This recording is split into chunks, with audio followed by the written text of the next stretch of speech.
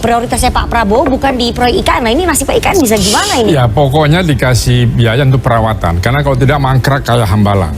Bisa berpotensi mangkrak nggak? Bisa, makanya itu diatur seminimum buat apa? Tinggal Pak Menteri Pak Bas mengatur ini. Paling tidak terawat. Kan ini lagi musim hujan. Kemarin bandara tenggelam. Kemudian jalan sudah patah-patah karena tanah itu dan sebagainya. Banjir, bukan tenggelam Pak. Ya, tinggal monumennya aja. Ya apalah banjir atau apa. Tapi artinya harus ada dana itu. Karena kalau tidak sama sekali dana perawatan itu mangkrak. Itu nanti buaya-buaya balik itu. Ya kan beruang madu balik karena kan habitatnya dirusak. Kami dengar beberapa pekerjaan udah ditarik balik nih ke Jakarta karena memang nggak bisa dibayar dan tidak dibayar. Iya, bukan ditarik kembali ya, ada yang memang belum nggak bisa bayar. Iya, ada yang belum dibayar. Artinya dengan target yang tadi Pak Prabowo kan sempat bilang ya sebelumnya bahwa kita akan pindah nih 2028. Jadi itu ya itu kan memberi angin surga aja kan nggak mungkin karena bangun dari awal saya katakan. Siapa ke pendahulunya? Iya kan dari awal saya bilang pindah negara ibu kota tuh 20 tahunan di seluruh dunia. Jadi kalau 2 tahun Pak Jokowi sudah bilang nggak bisa, nggak percaya sih. Investor datang asing nggak ada tanah PKS percaya PKS. Greenfield itu dari dulu nggak akan ada, selalu harus APBN yang bangun baru investor lihat mau datang. Kalau dia sudah datang, ini di hutan gue mau nanam apa gitu. Pembangunan ibu kota Nusantara paling tidak membutuhkan dana 466 triliun rupiah karena luas IKN yang luasnya 4 kali Jakarta. Sampai saat ini, tidak ada investor dunia yang tertarik membangun IKN. Secara bisnis, memang tidak ada cuan di IKN. Apalagi jarak antara Jakarta dengan ibu kota Nusantara jauh, bahkan disebut yang terjauh di dunia. Ditambah lagi harganya mahal dan biasanya akan gagal. Jika mengandalkan APBN untuk membangun IKN, hal itu sangat tidak realistis.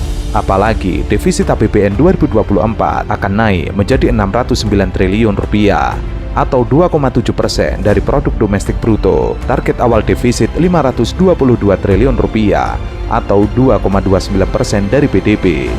Ya Pak Jokowi emang harus ngomong gitu. Cuma kan Nana pertanyaan besarnya dari tadi yang belum terjawab.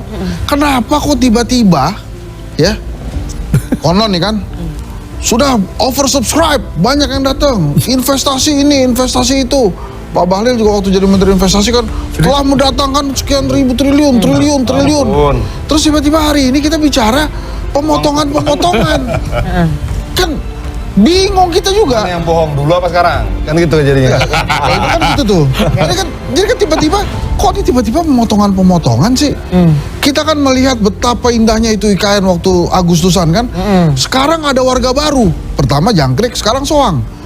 Datang lagi. Nah ini terus tapi Bang Andi oke juga. Pokoknya saya jamin nggak akan mangkrak. Bagus. Besok pindah. Duluan. Semangat. Biar nggak mangkrak. Jadi maksud saya kembali lagi ke Pak Jokowi itu tadi. Jadi pertanyaan besarnya, sebenarnya kita sekarang Nana keren deh. Kalau di political show ini bisa menjawab, ini hasbabul nuzul nih tiba-tiba ada pemotongan yang tiba-tiba kurang ini akibat apa?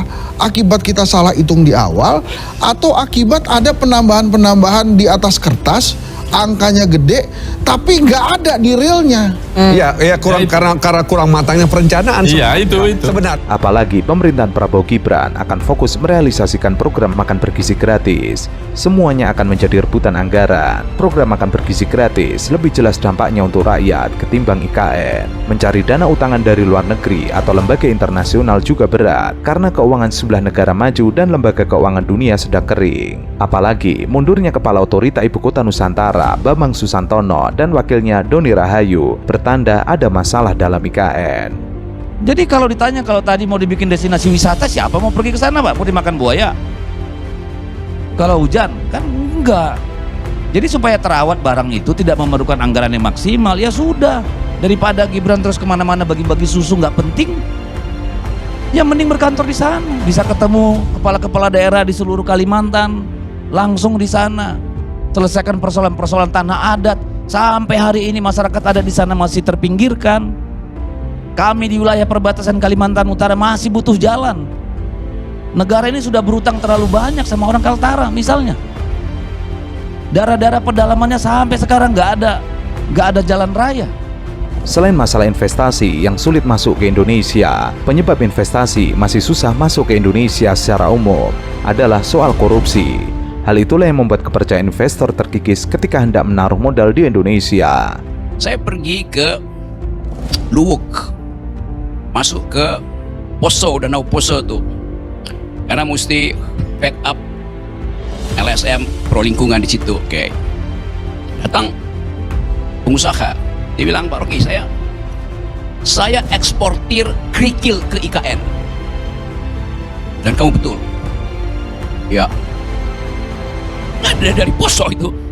Ya Poso, Palu segala segitu, pinggiran itu. Dan kamu betul. Dia berhasil. Rugi 20 miliar belum dibayar. Kerikil. Saya kasih aja parsial-parsialnya tadi. Beberapa waktu yang lalu saya pergi ke Taman Bunga Nasional di Malang, Batu Malang. Taman bunga yang bagus betul, peninggalan Belanda. Kepala desa bilang begini ke saya, kami mensuplai semua bunga ke IKN, diambil dari Batu Malang rupanya, bunganya bagus-bagus. Terus apa masalahnya Pak? Sampai sekarang kami nggak dibayar.